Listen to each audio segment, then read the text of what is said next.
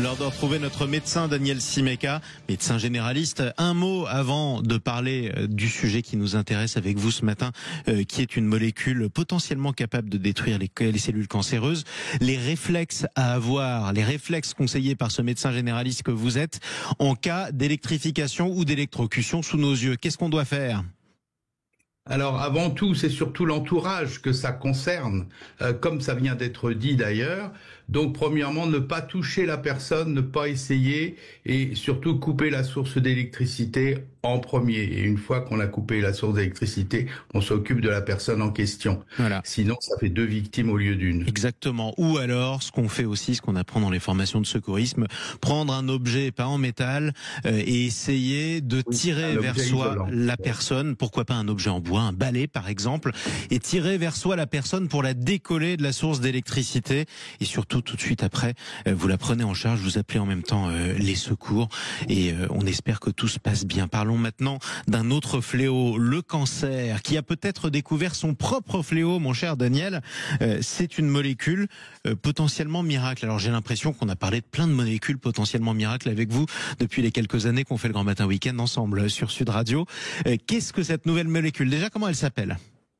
La phantomycine. La phantomycine, FEN, c'est une molécule qui est un petit miracle. Vous savez, la médecine et surtout la cancérologie, c'est une suite de micro-miracles qui finit par faire de grands miracles.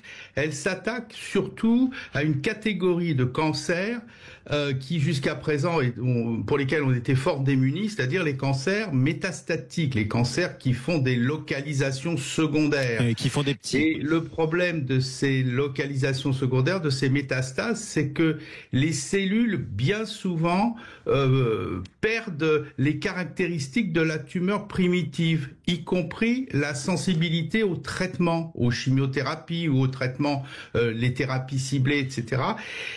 Et donc, ça représente 70% des décès quand même, hein. Et on était tout à fait démunis. Pourquoi est-ce que ces cellules, elles changent, elles arrivent à résister?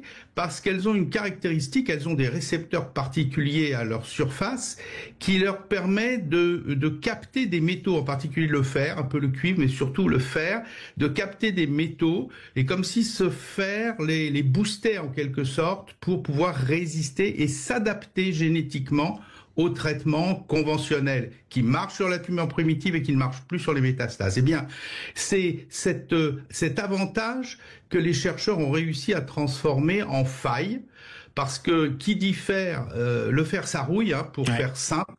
Alors au niveau d'une cellule, il ne faut pas s'attendre à ce que ce soit de la vraie rouille, mais de l'oxydation. Or, dans nos cellules, il y a la membrane de nos cellules, elle est faite de graisse, de lipides, et lorsque ces lipides, ils s'oxydent, eh bien, ils ont tendance à se désagréger et ça entraîne la mort de la cellule.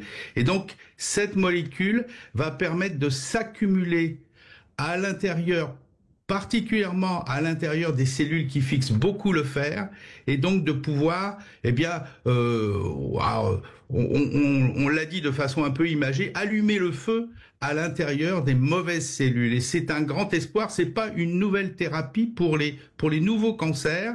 C'est vraiment une thérapie en quelque sorte voiture-balai. C'est ça qui est intéressant pour les gens pour lesquels, hélas, on n'avait plus beaucoup de possibilités. Et là, c'est vraiment un bel espoir. Alors pour l'instant, il faut rester calme. C'est cocorico parce que c'est français, mais surtout ça a fait la preuve pour l'instant in vitro, comme on dit, c'est-à-dire sur des modèles, sur des souris, sur des morceaux de tumeurs, etc. On n'en est pas encore au stade de l'essai sur l'homme, donc faut rester calme, mais joyeusement calme. Ouais, joyeusement calme, parce que quand même les cancers métastatiques, c'est ceux où les pronostics étaient les plus pessimistes. Ça veut dire qu'on redonne un espoir plus tard, on redonnera un espoir à des malades pour qui il y a encore quelques mois, ou même aujourd'hui on aurait dit il vous reste quelques semaines, quoi. Absolument, c'est ça, c'est vraiment la thérapie de la seconde chance, et c'est ça vraiment qui est innovant aujourd'hui. Oui, ça c'est formidable. Est-ce qu'on a une idée des effets secondaires ? Je vous dis ça pourquoi ? Parce que on a tous connu malheureusement des malades du cancer qui ont été soignés, qui ont été traités, mais avec des traitements qui étaient particulièrement lourds en termes d'effets secondaires, comme la chute des cheveux et tout le reste. Alors c'est quand même les effets secondaires des chimiothérapies d'une façon générale, c'est quand même un peu un lointain souvenir, enfin, faut pas exagérer non plus, mais l'oncologie, la cancérologie, c'est vraiment peut-être la discipline médicale pour lesquelles les progrès depuis 20 ou 30 ans ont été les plus formidables, en particulier sur le plan de la tolérance des traitements. On a tous connu, il y a 30 ans, il y a 40 ans, des gens qui, des fois, s'en sortaient, mais vraiment avec des effets secondaires absolument épouvantables. Bien sûr que une molécule qui est censée tuer des cellules malades, on s'arrange pour que la cellule malade ait une faille. Là, en l'occurrence, c'est la fixation du fer. Mais toutes les cellules de notre corps fixent le fer. Mais oui. Simplement, les cellules métastatiques, elles fixent le fer un peu plus que les autres. Et c'est sur cette chose-là qu'on va agir. Donc, forcément, à tuer des cellules malades, on tue un tout petit peu de cellules saines. C'est comme un bombardement. Oui, je pense que voilà, les dommages collatéraux. Mais ça a quand même fait énormément de progrès et on peut espérer, pour l'instant, on peut pas dire grand-chose, il n'y a pas d'essai sur l'homme, mais on peut espérer que ces effets seront modérés. De toute manière, le jeu en vaut la chandelle, puisque c'est vraiment des cancers qui, pour l'instant, ont pas un joli pronostic. Ouais, exactement. Et puis, on peut rappeler qu'on a des chercheurs et des médecins formidables en France. Fallait le rappeler aussi. Merci beaucoup, Daniel. On vous retrouve dans 2 semaines.